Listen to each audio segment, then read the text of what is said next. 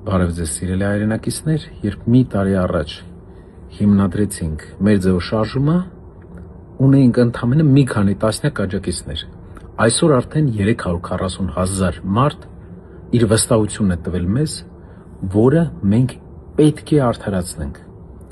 2 օրից ուրբաթ օրը ժամը 1-ին ցանկանում եմ հանդիպում կազմակերպել մեր ուժի համար ձայն տված մեր հայրենակիցների հետ, որպեսզի իրար հետ մի քանի բան որոշենք։ Չվերցնել մանդատն է ճիշտ, թե վերցնել։ Ճանապարհները, պայքարի ճանապարհների քննարկումը իհարկե օրենքի շրջանակներում, եւ դրանից հետո էլ կարծում եմ, որ կլինի շատ էմոցիոնալ, շատ հախուռն եւ հետաքրքիր քննարկում, հարց ու պատասխան եւ տեղեկատվական առումով նաեւ որակյալ, եւ դրանից հետո